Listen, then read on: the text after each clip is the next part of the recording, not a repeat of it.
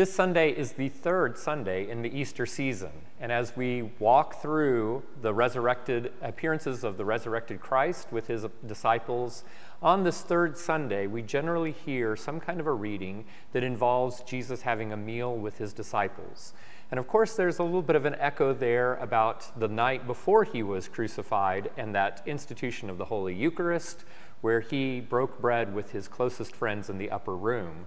And then, as the resurrected Christ, these stories of him breaking bread and eating fish by the sea with his friends are also sort of an echo, but then also a way to bring home that importance of sharing a meal.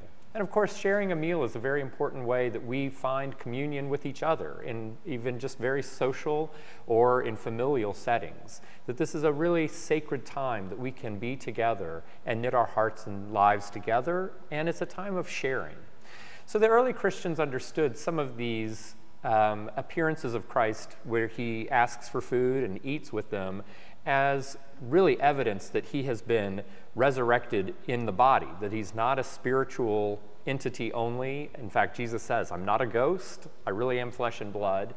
And so there's a sort of a prosaic dimension to these narratives that talk about him having a meal.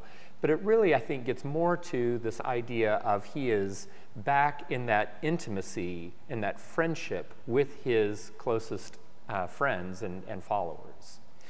So through the service on Sunday, we will be singing lots of great Easter hymns. We will have wonderful Easter prayers. The collect that starts the service off gets right to the heart of being known to us in the breaking of the bread, with that little bit of an echo of the Emmaus story. So we'll be singing a lot of generic or general Easter hymns. We'll start off with He is Risen and have Jesus Lives as the sequence. One other thing about our Eastertide liturgies that's a little bit different from what we've been doing here at St. John's for a while, you'll notice that the choir has been chanting the psalm. And that's something that a lot of folks from the congregation have asked several of us on staff if we could get back to having some psalmody in our services. And so John Ross asked the choir if they would be willing, and of course, they were very, very willing to sing the psalm. So during this Eastertide, we will be chanting the psalm each week as taking place of that first reading. And then we'll continue on with the service. And during communion, when we have already heard the story, the gospel reading about Jesus breaking bread with his apostles, and then while we are also breaking bread together in the Holy Communion, of course, that's a natural time for us to really sing some music that focuses on that. So the choir will start off with a setting of the poem O Sacrum Convivium, a Latin poem that talks about O Sacred Feast, in which the memorial of Christ is renewed within us and in which we bind our hearts together. We don't know for sure who wrote these words. It's probable that St. Thomas Aquinas wrote these words right around the turn of the first millennium. The setting that we will be singing is by William Byrd, who was working at the very end of the 16th and beginning of the 17th century in England. And Byrd was probably a recusant, a Catholic, at a time when, in the Elizabethan era, the Protestant church was really burgeoning. And so he had to kind of keep his faith secret, and yet his faith is obviously very important to him in the way that he sets these words with such genuine devotion.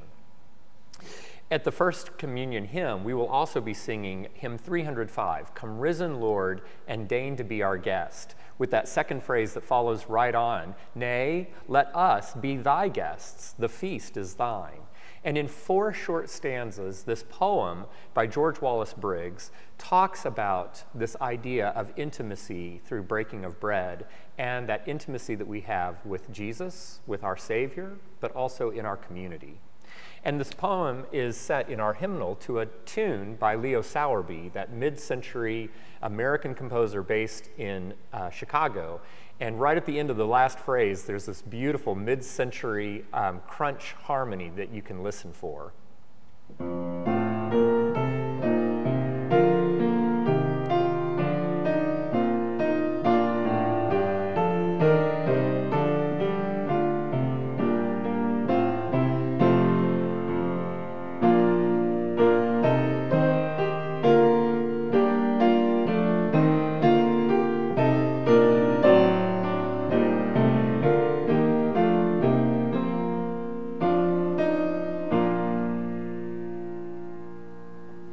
So we hope that you will come and break bread with us this Eastertide and this Easter 3 here at St. John's.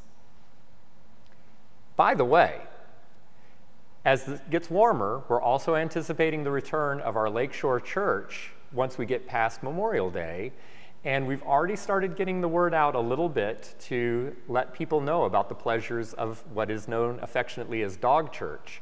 We took the opportunity last week at the marathon to give a little bit of a preview and a teaser for just how much fun Dog Church can be. We hope you enjoy this.